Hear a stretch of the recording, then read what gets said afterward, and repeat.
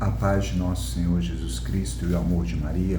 Sou Fabiano da Confraria Fábrica de Santos e a aula hoje é sobre a vaidade, principal inimigo de quem entra na primeira morada. Se você quer ser santo, se você quer ter uma transformação pessoal por meio de encontro pessoal com Jesus Cristo, assista essa aula até o fim. Então, fazendo um resumo do que a gente já havia falado em outra aula, o ser humano tem uma relação com Deus. Essa relação, ela pode ser de rejeição, ela pode ser de indiferença, ela pode ser de curiosidade, mas ali pode haver uma decisão. Eu quero me encontrar com Deus. Eu quero ter um encontro pessoal com Jesus Cristo. E essa decisão pode ser acompanhada de uma determinação. Então, se a pessoa está determinada e decidida a ter um encontro pessoal com Cristo, ela vai criar uma disciplina e por meio dessa disciplina, ela vai ter uma rotina de oração tal que quando Deus quiser, e Ele sempre quer, porque Ele nos ama, Ele tem sede de nosso coração, essa pessoa vai ter uma experiência com Jesus. E quando ela tem essa experiência com Jesus, ela entra na primeira morada, ela entra para dentro do castelo interior. E o principal, essa é uma questão importante, assim, o principal desafio da pessoa que está na primeira morada é a vaidade. A vaidade é um vício, é um pecado, no qual o ser humano tira Deus do centro e ele se coloca no centro. O ser humano com os outros, ele sempre está numa posição de rivalidade, sempre quer se colocar superior aos outros. A vaidade é sempre um movimento de rebaixar o outro, de diminuir o outro, de desqualificar o outro, e você se exaltar.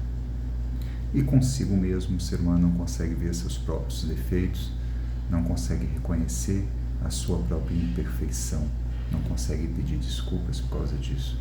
Então, a vaidade é sempre uma barreira por dois motivos. Ela é uma barreira enorme, porque ela está em nós e a gente não a percebe. Ela existe em nós de forma inconsciente. Então, a própria consciência da vaidade começa já a destruir a vaidade, mas ela é forte dentro da gente quando a gente é vaidoso sem perceber que é. E o grande laço da primeira morada, e é importante entender que a gente pode entrar, mas como a gente pode sair, né? Então, a grande força que nos empurra para fora do castelo, né? que o movimento do autoconhecimento e da intimidade com Deus, tanto pode ser progressivo, de você entrar na primeira morada, depois a segunda, depois a terceira, como também você pode ir para trás, né? O caminho de santidade é um caminho de movimento. É um nadar contra a corrente. Quem já nadou contra a corrente de um rio sabe, enquanto você está nadando, você está progredindo. Mas quando você para de nadar, a correnteza te leva para trás. Assim é o caminho de santidade. Por isso que a gente precisa vigiar e rezar sem cessar, porque a gente precisa o tempo todo estar nadando contra a corrente, indo em direção a Jesus Cristo, tendo um esforço. Por isso que Santa Teresa fala que precisamos ter determinação, né? Porque sem esse movimento diário de busca de Jesus, né, a correnteza, a vida sem tempo, as preocupações do mundo vão nos levar de volta para o início e vamos novamente estar fora do castelo. E aí vem duas atitudes concretas que são decorrentes da mesma vaidade. A primeira atitude, que é uma atitude muito comum, é a pessoa entender que é ela que decide o que é pecado ou não. O pecado ele é definido segundo a opinião dela e não segundo a opinião de Deus. Isso é muito comum. E é interessante que são duas dimensões aí. O primeiro é entendermos que Adão e Eva no paraíso estavam lá, viviam na intimidade com Deus, não existia sofrimento, nem morte, nem doença. E Deus falou, olha, isso é pecado. Você pode tudo, mas não dessa árvore, porque essa árvore, ela é má. né? Esse é um ponto central. E Adão e Eva duvidaram de Deus. Não, isso não é pecado. Isso não é pecado. Isso aqui não tem pecado. Isso aí não é pecado, não. Deus está falando isso, mas olha como é que é bonito. Pô, não tem nada a ver. Não vejo mal nenhum, né? Então, essa atitude não tem nada a ver, não vejo mal nenhum, e você começa a relativizar o pecado, né? Essa relativização do pecado é típica na primeira morada, e ela é um principal inimigo, porque se você diz o que é pecado não, e não Deus que diz, ali você está realmente, né, pecando da mesma forma que Adão e Eva pecaram. E esse é um pecado muito comum.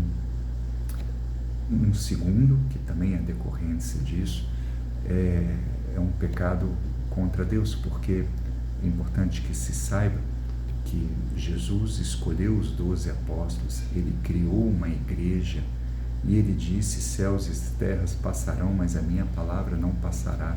Estarei com vocês até o fim dos tempos, né? Então, a igreja, ela é a continuação da presença de Jesus na terra, e ela é infalível no que se refere ao que é necessário à salvação e à santidade. E uma coisa necessária à salvação e à santidade, ela é verdadeiramente um valor que é indiscutível. E o conceito de pecado, a definição do que é pecado e do que não é pecado é um desses. Porque se eu não sei o que é pecado, eu não sei como atingir a minha salvação. Então, é importante que a gente entenda que a igreja é a coluna da verdade. A igreja tem uma sabedoria, a mãe igreja nos ensina, e o principal ensinamento da mãe igreja é o que é pecado e como podemos viver para não pecar e assim conquistarmos a salvação. E a vaidade de quem está na primeira morada é dizer assim: não, a mãe igreja não entende nada, sou eu que entendo, então logo isso que a mãe igreja, isso que a tradição, né? E a gente tem muita dificuldade de reconhecer a tradição como palavra de Deus, que a palavra de Deus, ela se dá pela hierarquia da igreja, a sucessão apostólica, pelos nossos pastores que atualizam no tempo presente a mensagem de nosso Senhor Jesus Cristo, se dá pela tradição da igreja.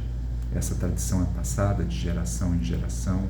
Dessa tradição nós temos os doutores da igreja, são 65 doutores, são grandes escritores que escreveram sobre o que é pecado, o que não é pecado. Temos ali as coisas bem definidas. Temos 2000 séculos de biblioteca para estudar os livros dos santos, tudo que os santos nos ensinaram. Então devemos entender que ali tem uma verdade, e essa verdade se faz desse trio, a Bíblia, a tradição e a sucessão apostólica, né? Desse encontro dessas três coisas temos ali a verdade. E aí, quando a gente começa a discutir as interpretações da Bíblia, quando a gente começa a ver o que não é, eu que sei e os outros não sabem, eu sou mais santo do que os outros, só eu que sei sobre a moral do que todos os santos e toda a tradição, isso é um perigo grave, é um perigo comum. Então precisamos entender que a fé é a fé de tudo que ensina a Santa Igreja Católica Apostólica Romana. Isso é muito comum dos iniciantes. Eu sou católico, eu sou cristão, acredito, mas essa parte aqui eu não acredito, essa eu acredito. Então a pessoa fica selecionando o que ele concorda, o que ele discorda da igreja, né? E esse é um ato de vaidade, né? A fé é inteira, ou você acredita na igreja católica ou você não acredita. E a igreja católica tem ali, né, os seus pilares, tem ali a sua raiz, tem ali os seus valores, né, os seus dogmas. O que são dogmas? São verdades, são ideias, são verdades de que, se você discordar, você nem pode se considerar católico, você precisa mudar de igreja. E esse é um ponto importante, porque se você não acredita no que ensina a igreja, é você quem muda da igreja, não é a igreja que tem que mudar. Então, querer mudar a igreja, querer mudar os dogmas da igreja, querer mudar, é um erro grave. Precisamos compreender a igreja, amar a igreja, exaltar essa igreja, pertencer a essa igreja, ser igreja. Isso é um ato de humildade, um ato de obediência à igreja. E em terceira consequência dessa vaidade é uma ausência de um entendimento de que eu preciso me converter. E essa conversão, ela passa por tudo que existe na minha alma. Então, eu preciso pensar de um jeito novo, eu preciso agir de um jeito novo, eu preciso sentir de um jeito novo, eu preciso entender de um jeito novo, eu preciso viver uma grande transformação pessoal, me sujeitando, me submetendo, acolhendo o que a igreja, acolhendo com amor e com humildade o que a igreja me ensina. Esse é um fato principal. E aí um ato de vaidade enorme é dizer assim, não, eu não preciso de me converter, eu não vou mudar, quem tem que mudar é a opinião da igreja, eu não mudo isso, eu não quero mudar. E aí vem dois pontos que eu entendo que são os principais combates do mundo moderno, que primeiro a sexualidade, então eu não vou mudar minha sexualidade vai ser assim, eu não preciso viver um processo de conversão da minha sexualidade. Então, logo, todos os conceitos, né, de castidade, de pureza, enfim, tudo que a Igreja Católica sempre ensinou há mais de 2000 anos, da mesma forma, sobre sexualidade, eu discordo. Então, eu não vou pôr isso em prática na minha vida, né, que é um ato de vaidade, o que é você rejeitar uma conversão que você precisa fazer, que o ser humano precisa converter, inclusive na sexualidade. E o principal pecado de tudo isso é entendermos que o que é considerado pela igreja pecado é pecado. Sou eu que preciso de me adaptar ao que a igreja ensina, e não a igreja tem que mudar para me adaptar à minha personalidade, ao meu jeito, às minhas teimosias. Precisamos entender que o que a igreja ensina sobre a sexualidade humana é aquilo que é necessário à nossa salvação.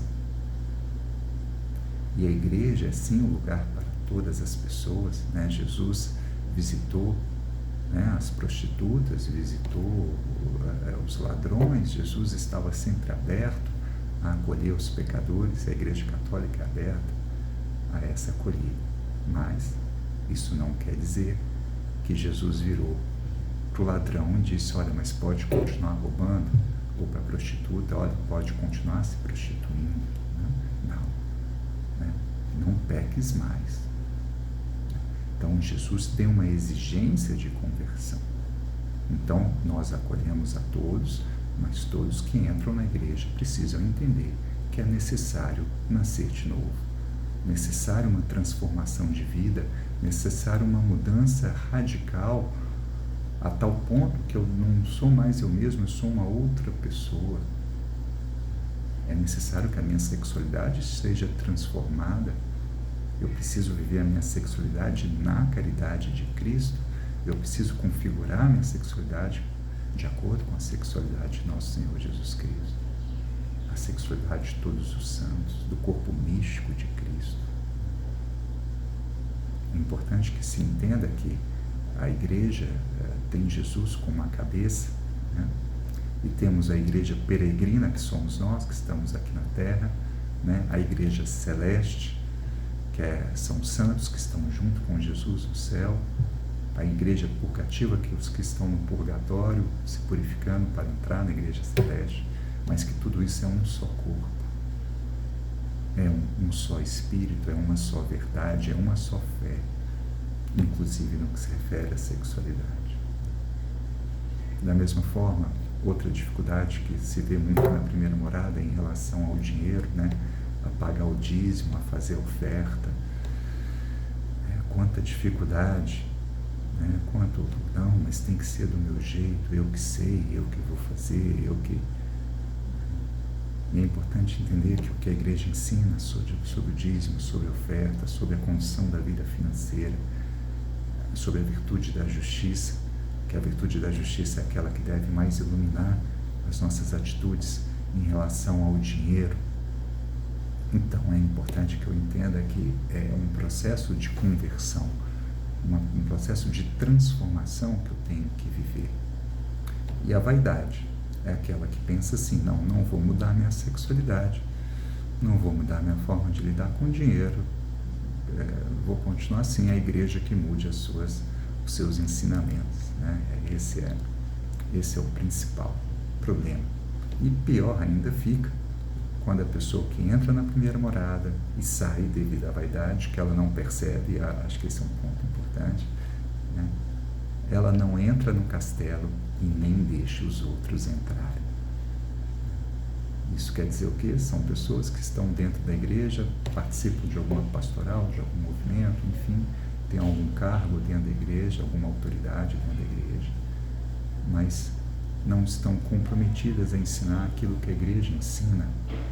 Elas ensinam o que ela acredita, uma ideologia, um pensamento pessoal, um pensamento temporal.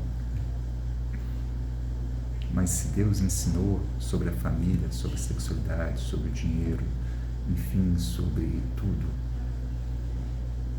e há 2000 anos a igreja ensina do mesmo jeito, e se a gente sabe que não dá para servir a dois senhores ao mesmo tempo, ou você é de Deus, ou você é do mundo, e esse é um ponto central, porque quem quer agradar o mundo, uma hora vai desagradar a Deus, e quem agrada a Deus, uma hora desagrada do mundo.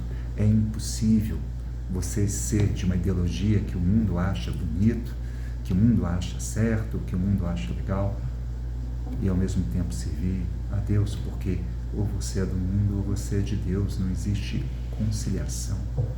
E quem está na primeira morada tem muita dificuldade de assumir esse combate, de entender que quando a gente é de Deus, somos os escolhidos, estamos escolhendo a melhor parte, mas temos verdadeiramente uma cisão com o mundo.